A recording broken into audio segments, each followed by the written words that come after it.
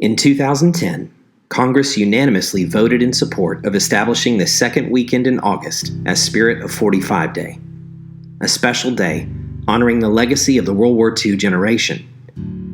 It's a time to remember and honor the service of those who served both in uniform and on the home front. In 1945, with the German surrender on May 8th marking the end of fighting in Europe, Japan's unconditional surrender to the Allies on August 14th effectively ended World War II.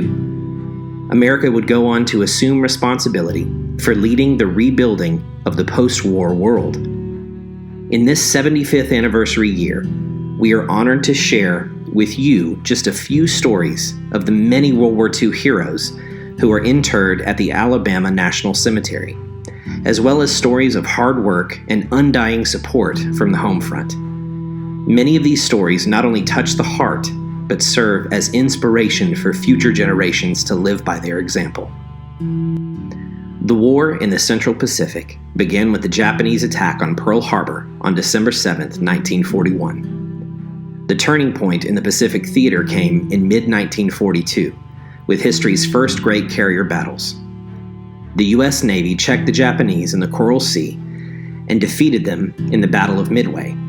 However, fierce fighting would continue until Japan's surrender in 1945. Daniel Harmon Frederick Sr., a U.S. Army World War II veteran, was laid to rest at Alabama National Cemetery on May 7, 2018, at the age of 93. As a junior in high school, Daniel was drafted into World War II, where he became part of the U.S. Army 21st Infantry Division. On the island of Goodenough, he was trained as a combat medic. As a 19-year-old, he made beach landings throughout New Guinea and the Philippines. As a 20-year-old, he made an early morning beach landing at Lubang, where he was wounded and later received his first Purple Heart. While still 20 years old, he received his second Purple Heart for a second combat injury on the island of Mindanao. Before he left the island of Mindanao, he and 6 combat buddies were captured by the Japanese and held as prisoners of war for 17 days.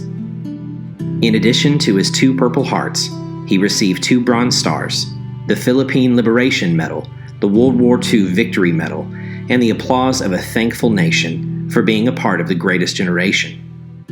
The 21st Infantry Division was also awarded the Presidential Unit Citation for its actions on Leyte Island.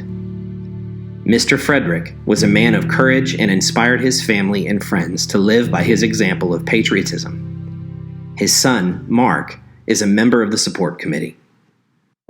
On June 6, 2019, we mark the 75th anniversary of D-Day. The Allied forces were victorious, but at a great price.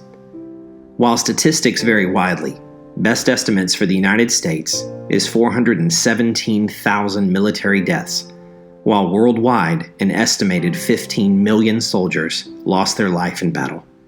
One story of D-Day courage is that of James Alexander Haggerty, who was buried at the Alabama National Cemetery in March 2019. In 1941, Jim Haggerty joined the Coast Guard.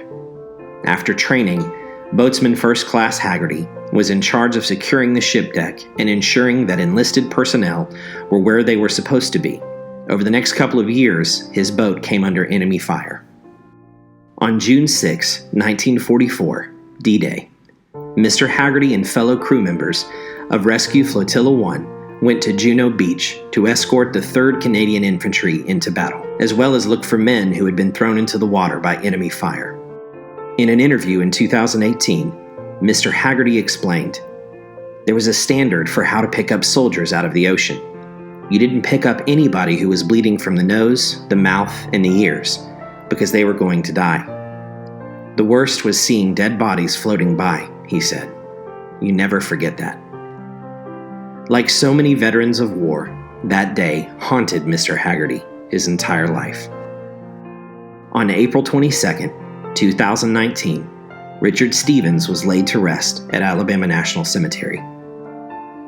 Richard enlisted and joined the crew of the USS Indianapolis at age 17 and was 19 when it was sank by a Japanese submarine in 1945.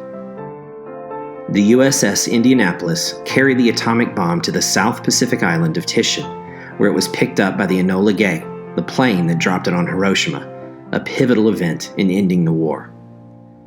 After the Indianapolis made its secret delivery, it was torpedoed by a Japanese submarine and sank in 12 minutes. Somehow, Mr. Stevens managed to avoid the shark attacks, dehydration, exposure, and saltwater poisoning that took the lives of many of the other servicemen left floating in the water for days after the torpedo attack. Out of the 1,196 crewmen, only 316 survived. During the war, not all military went to a theater of war. Many essential jobs required skills on the home front. One such essential member of the military was machinist mate Francis Loki Phelps, a World War II U.S. Navy veteran who at age 96 was interred in Section 2 at Alabama National Cemetery. Known to everyone as Fran, she grew up on a farm in Alabama where she learned how to fix anything that needed repair. A high school friend who had a plane also nurtured her interest in airplanes. World War II brought about an enormous demand for labor, and women began to be accepted into service. Women who joined the Navy were known as waves, and for most of the war, waves could serve only stateside. Fran enlisted in the Navy in December 1943, as soon as she was old enough to join. She tested off the charts on mechanical aptitude and was assigned to work as a naval aircraft mechanic. She was also taught how to operate and repair film projectors and worked as a projectionist in Memphis. Like Fran, many waves did important jobs during the war. More than 80,000 worked in complicated fields, proving that females were capable of intelligent, skilled work. The waves met the challenges of their jobs and significantly contributed to the Allied victory in World War II.